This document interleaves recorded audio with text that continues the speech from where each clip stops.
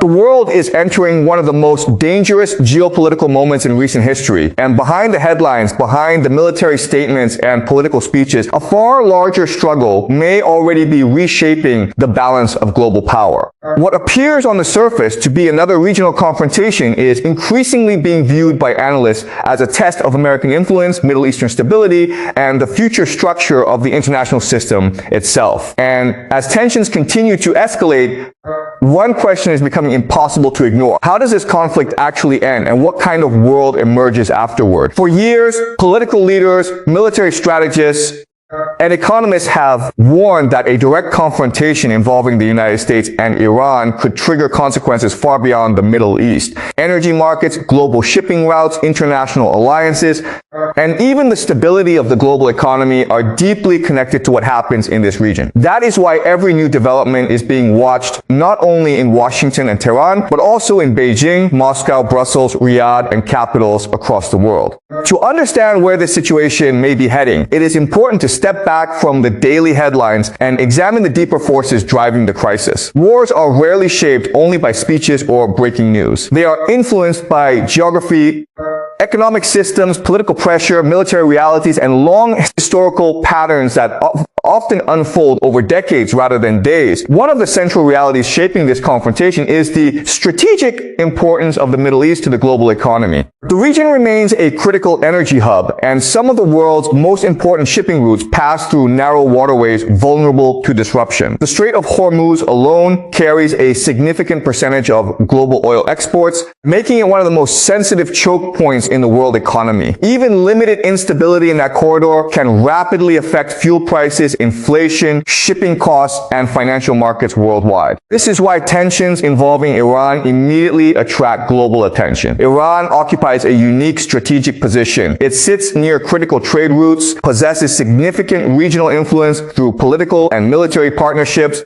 and has spent decades adapting to sanctions and international pressure. Over time, Tehran has built strategies designed not necessarily to overpower stronger military rivals directly, but to increase the cost of confrontation for its adversaries. The United States, meanwhile, continues to maintain a major military presence across the Middle East. American policymakers argue that this presence is necessary to protect allies, secure trade routes, deter regional instability, and prevent nuclear proliferation. Critics, however, argue that decades of military involvement have produced costly wars, political fatigue at home, and growing skepticism among the American public regarding long-term foreign interventions. This debate inside the United States is extremely important because public support often determines how long modern conflicts can continue. History shows that prolonged wars involving high economic costs and uncertain outcomes eventually generate political pressure domestically. The wars in Vietnam, Iraq, and Afghanistan all demonstrated how difficult it becomes for democratic governments to sustain public support during long and expensive military campaigns. At the same time, Iran has spent years studying those historical examples as well. Iranian military doctrine has increasingly focused on asymmetrical warfare, regional partnerships, missile development, and drone capabilities. Rather than attempting to match American military power directly, Iranian strategy appears designed to stretch conflicts over time and impose political, economic, and logistical pressure on opponents. Military analysts have frequently pointed out that air superiority alone does not automatically guarantee strategic victory. Modern history contains numerous examples where overwhelming air power failed to produce rapid political outcomes on the ground. From Southeast Asia to the Middle East, military campaigns have often revealed the limits of technology when confronting deeply entrenched political and social realities. Iran's geography also presents major challenges for any large-scale invasion scenario. The country's mountainous terrain, large population, dispersed infrastructure, and extensive defensive preparations would likely make any direct ground campaign extraordinarily difficult. Even many Western defense experts have acknowledged that a full-scale occupation effort would require immense resources and carry enormous risks. That reality is why most current discussions focus less on invasion and more on containment, deterrence, economic pressure, and limited military operations. However, even limited conflict can become dangerous when escalation risks are constantly present. A single strike, a shipping incident, or a regional spillover event could rapidly widen tensions. Another major factor shaping this crisis is economics. Global markets remain highly sensitive to instability in energy-producing regions. Rising oil prices quickly affect transportation, manufacturing, food production, and household expenses around the world. In recent years, many economies have already struggled with inflation, supply chain disruptions, and post-pandemic recovery challenges. A prolonged regional conflict could intensify those pressures dramatically. Shipping disruptions in the Persian Gulf or the Red Sea could also impact international trade far beyond the Middle East itself. Modern globalization depends heavily on stable maritime routes. If major shipping corridors become unstable, the consequences would likely ripple through Europe, Asia, and North America alike. This explains why countries such as China and India are watching developments extremely closely. Both nations rely heavily on energy imports and have major economic interests connected to regional stability. Russia, meanwhile, also has strategic interests in the region and continues to position itself as an influential geopolitical actor amid shifting global alignments. What makes the current moment especially significant is that it is unfolding during a period of broader international transition. Many analysts believe the world is gradually moving away from a system dominated primarily by one superpower toward a more multipolar structure involving several major centers of influence.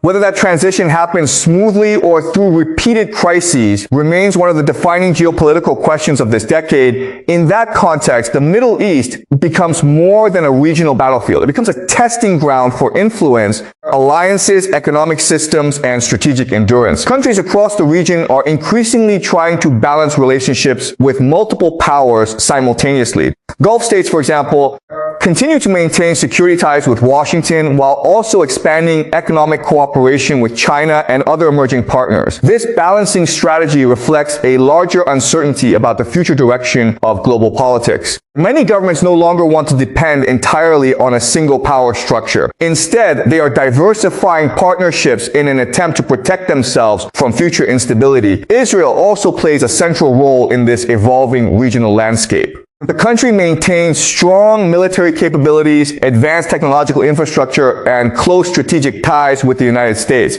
At the same time, Israel faces ongoing security concerns involving Iran and Iranian-aligned groups operating across the region. As tensions rise, Israel's position becomes increasingly important to both regional and global calculations. However, despite intense hostility between Iran and Israel, there are also analysts who believe both sides understand the catastrophic consequences of unlimited escalation. Modern states often operate within a framework of deterrence, where the objective becomes avoiding total war while still competing aggressively across political, economic, intelligence, and military arenas. One of the biggest fears surrounding the current situation is the possibility of a wider regional conflict involving multiple actors simultaneously. If instability spreads across several fronts at once, the pressure on global markets and international diplomacy would become far more severe. This is why world leaders continue pushing for de-escalation. Even while maintaining military readiness, nuclear concerns also remain central to international discussions. The possibility of nuclear escalation is one of the most sensitive issues in global politics, and most governments understand the extraordinary consequences such an event would carry.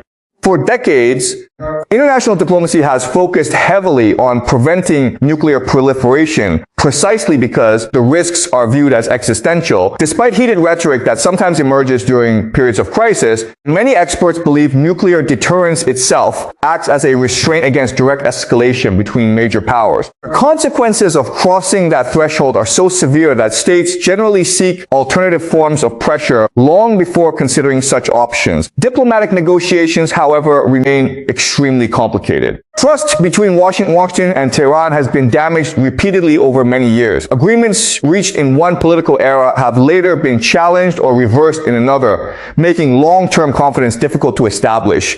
This creates a situation where even temporary diplomatic openings can quickly collapse under political pressure from either side. Still, history also shows that adversaries often negotiate indirectly, even during periods of confrontation. Quiet diplomacy, regional mediation, back-channel communication, and strategic signaling frequently continue behind the scenes even when public rhetoric appears hostile. In international politics, public confrontation and private negotiation often happen simultaneously. Meanwhile, domestic domestic politics inside the United States will likely play a major role in shaping future decisions. Economic conditions, election dynamics, public opinion, and congressional debates all influence foreign policy calculations. American administrations